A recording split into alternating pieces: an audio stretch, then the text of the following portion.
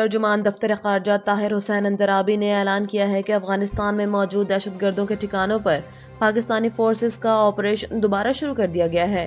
عید کے دوران دیا گیا عارضی وقفہ 23 اور 24 مارچ کے درمیانی شب ختم ہو گیا ہے اور اب یہ کارروائیاں اپنے حتمی اہداف کے حصول تک جاری رہیں گی۔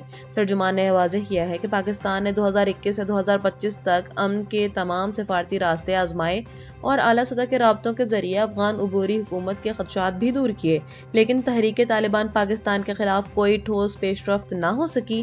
پاکستان نے مطالبہ کیا ہے کہ افغان حکومت دہشت گرد عناصر کی حمایت فوری ختم کرے کیونکہ اب امن کی مزید کوششوں کا وقت ختم ہو چکا ہے۔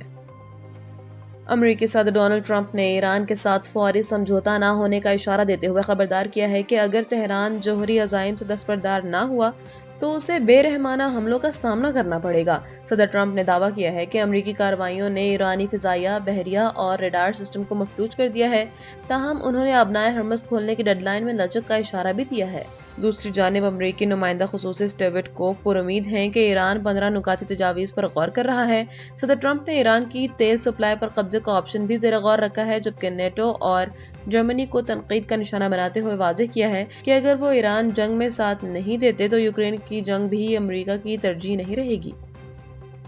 متحدہ عرب امارات نے ایران کے ساتھ جاری کشیدگی پر اپنا سخت ترین موقف اپناتے ہوئے واضح کیا ہے کہ اب محض عارضی جنگ بندی کافی نہیں بلکہ خطے کے مسائل کا ایک جامع اور پائیدار حل درکار ہے۔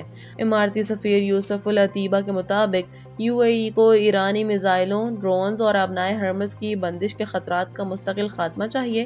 اسی سلسلے میں اماراتی وزیر پیٹرولیم سلطان احمد الجابر نے واشنگٹن کا ہنگامی دورہ کر کے امریکی نائب صدر جے ڈی وینس سے ملاقات کی۔ اماراتی صدر کے مشیر انور قرقاش نے بھی دو ٹوک الفاظ میں کہا ہے کہ ایرانی حملوں کو کسی صورت نظر انداز نہیں کیا جائے گا۔ اماراتی قیادت اس وقت امریکی حکام کے ساتھ مسلسل رابطے میں ہے تاکہ ایرانی خطرات کا سدباب کیا جا سکے۔ اور پاکستان سپر لیگ کے 11ویں ایڈیشن کا آغاز دفاعی چیمپئن لاہور قلندرز کی شاندار فتح کے ساتھ ہو گیا ہے۔ قذافی اسٹیڈیم میں کھیلے گئے افتتاحی میچ میں قلندرز نے نئی ٹیم حیدرآباد کنگز مین کو 69 رنز کے بھاری مارجن سے شکست دے دی ہے۔ پہلے بیٹنگ کرتے ہوئے لاہور نے فخر زمان کے 53 اور حسیب اللہ کے ناقابل شکست 40 رنز کی بدولت 199 رنز کا بڑا ہدف سیٹ کیا۔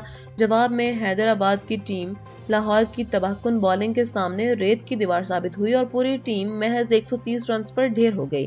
علاقائی کشیدگی اور توانائی بحران کے باعث میچ خالی اسٹیڈیم میں کھیلا گیا جسے شائقین نے براہ راست دیکھا۔